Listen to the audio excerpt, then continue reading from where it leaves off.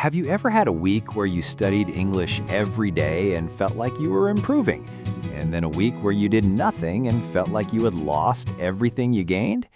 Today we are talking about why that happens and what actually works instead. Hello, everyone, and welcome back to English Nest. I'm Mia, and I'm here with Max.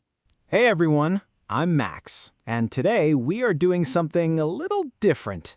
No vocabulary lists, no grammar structures, no phrases.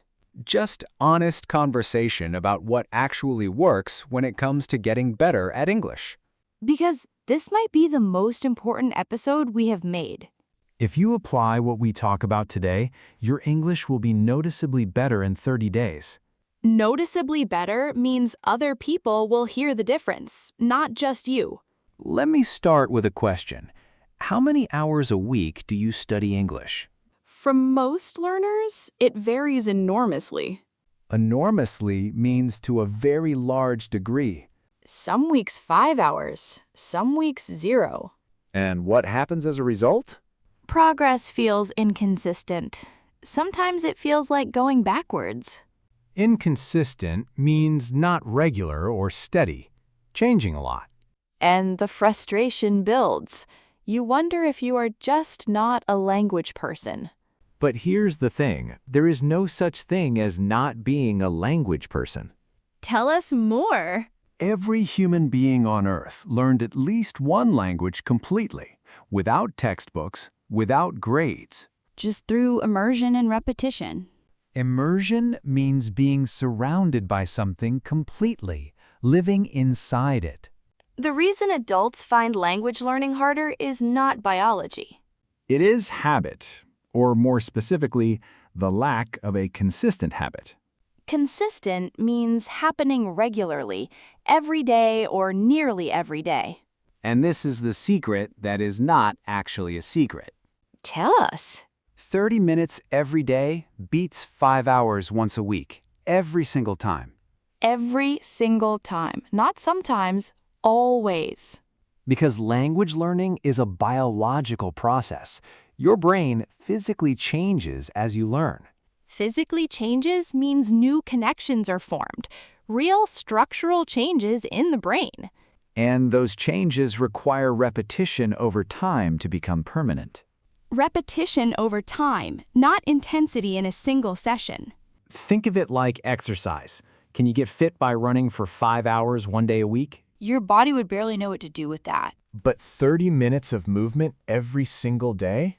Your body adapts. It gets stronger. It becomes capable of more. The brain works the same way with language. 30 minutes every day keeps the pathways active. Pathways means the neural connections in your brain, the routes along which information travels. 30 minutes every day says to your brain, English is something we do, not something we study occasionally. Occasionally means sometimes, not regularly. That shift from occasionally to daily is the whole secret. Now, what does 30 minutes actually look like? Because people hear 30 minutes and think, I do not have 30 minutes. And I want to challenge that. Challenge means to question whether something is actually true. How long is your commute? For a lot of people, 20 to 40 minutes each way. That is 40 to 80 minutes of potential English time every weekday. Potential means possible, available if you choose to use it. Listening to a podcast in English on your commute, that is your 30 minutes. Done, without adding anything to your day. And if you do not commute? Cooking, walking, exercise, household tasks. All of these can have English running in the background. Running in the background means playing while you do something else. Passive listening counts. It is not nothing. Passive listening means hearing English without actively studying it. Your ear is still tuning, still absorbing patterns, still getting used to the rhythm. Getting used to the rhythm means your brain is normalizing how English sounds. Now, the active 30 minutes for when you want to move faster. Active means you are engaged and intentional, not just listening passively. 10 minutes of input, something you watch or listen to in English. Input means language coming in, receiving English. 10 minutes of practice, speaking out loud, repeating phrases, having a conversation with yourself. Talking to yourself. Which sounds strange, but is genuinely one of the most effective techniques. Effective means it produces the result you are looking for. When you speak out loud, even alone, your mouth is practicing. Your mouth has to learn to make these sounds and in this order. That is physical practice, not just mental. And 10 minutes of review, going back to something you learned recently and seeing if it is still there. Still there means you can still access it. It has not faded. 10 plus 10 plus 10. 30 minutes, structured and purposeful. Purposeful means done with clear intention and direction. Now, the obstacle that stops most people. Tell us. They wait until they feel motivated. Motivation. Motivation is a wonderful feeling, and it is completely unreliable as a daily driver. Unreliable means you cannot depend on it. It comes and goes. Some days you wake up and you want to study English. Most days you do not. If you wait for the wanting, you will study 3 days a month. 3 days a month. Not enough to build anything. The solution: make the habit so small that motivation is irrelevant. Irrelevant means it does not matter whether it is there or not. Not 30 minutes when you feel like it. 5 minutes. Every single day. No exceptions. 5 minutes is so small you cannot justify skipping it. Cannot justify means you have no reasonable reason to avoid it. 5 minutes of English every day is better than nothing every day. And what usually happens when you start the 5 minutes? You keep going. Because starting is the hardest part. Once you have started, The next 10 minutes arrive naturally. naturally means without forcing it. But even if they do not, 5 minutes counts. 5 minutes is a habit. A habit is something you do because it is who you are, not because you feel like it. Now, what to do with your 30 minutes when you do have them? The single highest value activity for improving English. Tell us. Listening to natural English that you mostly understand, with a few gaps. The I+1 level, just above where you currently are. Content where you get maybe 90% and miss 10. That 10% is where the learning happens. Not content where you understand nothing, not content where you understand everything. The stretch zone, just past comfortable. And this podcast right now is exactly that for a lot of our listeners. Which means you are already doing the right thing. You are already doing the right thing. What a good sentence to end on. Almost end on. One more thing. Tell us. Track it. Track, it means to keep a simple record of what you are doing. Not a complicated system. Just a note. Study today. 5 minutes, 10 minutes, 30 minutes. When you can see the streak, the consecutive days, you protect it. Streak means a continuous run, a sequence without a break.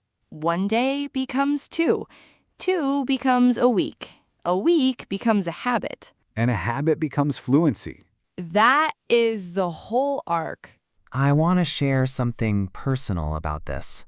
Tell us. When I was learning Spanish, I had a period of about 4 months where I studied almost every day. And My Spanish got genuinely good. Noticeably good. I could feel it. what happened after the 4 months? Life happened. A big work project, travel, the habit broke. How long did it take before you noticed a difference? About 3 weeks. Suddenly, words that had been automatic felt slow again. 3 weeks. Which felt devastating at the time, but here is what I learned from it. Tell us. The language did not disappear. It went quiet, but it was still there. Still there means the knowledge was not erased, just less accessible. When I started again, even just 10 minutes a day, it came back faster than I expected. Faster than you expected. Because the brain had been there before. It knew the way. The brain knew the way. That is such a useful thing to understand. If you have had a period where you stopped studying, you have not lost everything. You have not started from zero. You are picking up something that already belongs to you. Belongs to you means it is yours. You earned it. It does not disappear completely. Now, the specific daily habits that move the needle most. Move the needle means make a noticeable difference, cause real progress. Number 1, change the language on your phone and apps to English. Hundreds of small English interactions every day, without any extra effort. Number 2, when you learn a new word, use it in a sentence the same day. The same day before you go to sleep. Not 3 days later, the same day. Because using it creates a stronger memory than just seeing it. Stronger memory means you are more likely to recall it later. Number 3, find one piece of English content you genuinely enjoy. Genuinely enjoy means you would watch or listen to it even if it were not for learning. Because enjoyment is the secret ingredient that makes everything else sustainable. Sustainable means you can keep doing it without burning out.